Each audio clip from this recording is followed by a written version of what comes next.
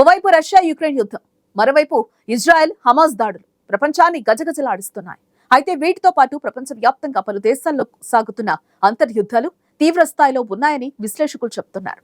ఈ తరుణంలో ఏ దేశాల్లో సాయుధ పోరాటాలు ఎంత తీవ్రంగా సాగుతున్నాయో చూద్దాం.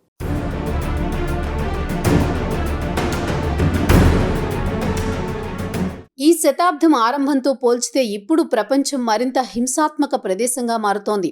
ఈ ఏడాది 8 ప్రధాన యుద్ధాలతో డజన్లకు పైగా తీవ్ర సాయుధ పోరాటాలతో ముగుస్తాయని పరిశోధకులు అంచనా వేస్తున్నారు. అక్టోబర్ 7 నుంచి వేల మరణాలకు కారణమైన ఇజ్రాయెల్ హమాస్ యుద్ధంతో పాటు 2024 ఫిబ్రవరికి 2 ఏళ్లు పూర్తి చేసుకోనున్న యుక్రెయిన్ రష్యా దాడి, ఇలా ప్రస్తుతం పెద్ద ఎత్తున సాయుధ పోరాటాలు జరుగుతున్నాయి. వీటితో పాటు Burkina Faso, Somalia, Sudan, Myanmar, Nigeria, సిరియాల్లో కూడా సాయుధ పోరాటాలు ఉన్నాయి. పోరాటాలను పరిశోధించి ధృవీకృత డేటాను స్వీడన్కు చెందిన ఉప్సలా కాన్ఫ్లిక్ట్ డేటా ప్రోగ్రామ్ ప్రాజెక్టు ప్రచురిస్తుంది.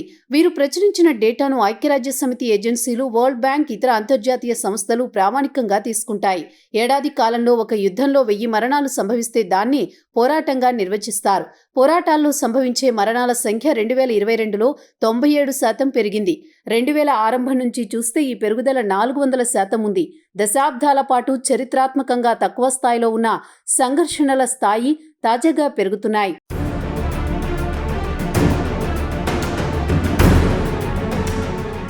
చాలా యుద్ధాలు, సంఘర్షణల్లో మరణాలు, విధ్వంసాలు సంభవిస్తున్నప్పటికీ అవి పెద్దగా ప్రపంచం దృష్టిని ఆకర్షించడం లేదు. ఒక యుద్ధం ప్రపంచం దృష్టిని ఎక్కువగా ఆకర్షించడానికి లేదా తక్కువగా ఆకర్షించడానికి చాలా అంశాలు ప్రభావం చూపుతాయని విశ్లేషకులు అంటున్నారు.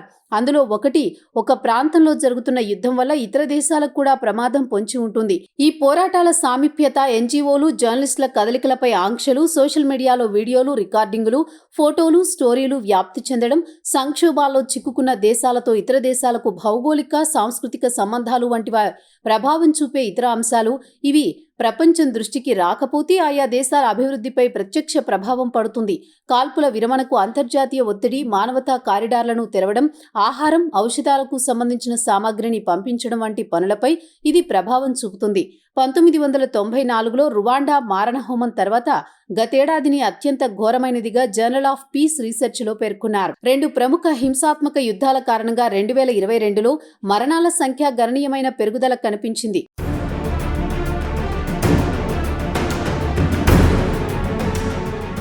అందులో ఒకటి రష్యా యుక్రెయిన్ యుద్ధం కాగా, రెండోది టిగ్రే పీపుల్స్ లిబరేషన్ ఫ్రంట్కు వ్యతిరేకంగా ఇథియోపియా ప్రభుత్వ చర్య. 2022 చివరి నాటికి 2 యుద్ధాల్లో వరుసగా 81,500 మంది, 101,000 మంది చనిపోయారు. 2014లో ప్రారంభమైన యెమెన్ అంతర్యుద్ధంలో ఇప్పటి వరకు 3 లక్షలకు పైగా మరణాలు సంభవించాయి. ఇప్పటికైతే 2022 కంటే 2023లో మరణాల సంఖ్య కాస్త తక్కువగా ఉండొచ్చనేది ప్రాథమిక అంచనా. ఉత్తరాఫ్రికాలోని సాహెల్ రీజియన్లో జరిగిన భారీ సాయుధ సంఘర్షణల్లో బుర్కినా ఫాసో యుద్ధం అత్యంత హింసాత్మకమైన భాగం. ఇందులో Mauritania, Senegal, Mali, Burkina Faso, Niger, Nigeria, Chad, Sudan, Eritrea, Ethiopia దేశాల్లోని రీజియన్లు భాగంగా ఉన్నాయి.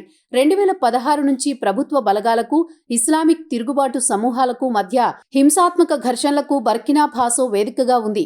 సోమాలియాలో ప్రభుత్వ బలగాలకు, ఆల్ ఖైదా మిత్రపక్షమైన ఆల్ షబాబ్ మధ్య అంతర్యుద్ధం తీవ్ర రూపం దాల్చింది. సూడాన్ మిలిటరీ బలగాలకు, ప్రభుత్వాన్ని నియంత్రించడానికి ప్రయత్నిస్తున్న పారామిలిటరీ బృందానికి మధ్య 6 నెలల్లో జరిగిన ఈ ఘర్షణల్లో 9,000 మంది చనిపోయారని ఐక్యరాజ్య సమితి చెప్పింది.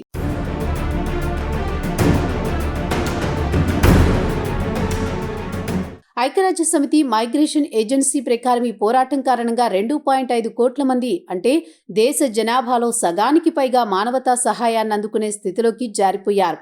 మియన్మార్లో హింస పుట్టుకకు కారణాలు 2021లో మిలిటరీ తిరుగుబాటుగా నిపుణులు చెబుతున్నారు.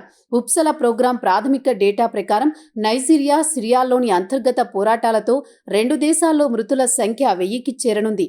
1960లో స్వాతంత్ర్యం వచ్చినప్పటి నుంచి వ్యవస్థీకృత సమూహాల హింసకు నైజీరియా వేదికగా ఉంది.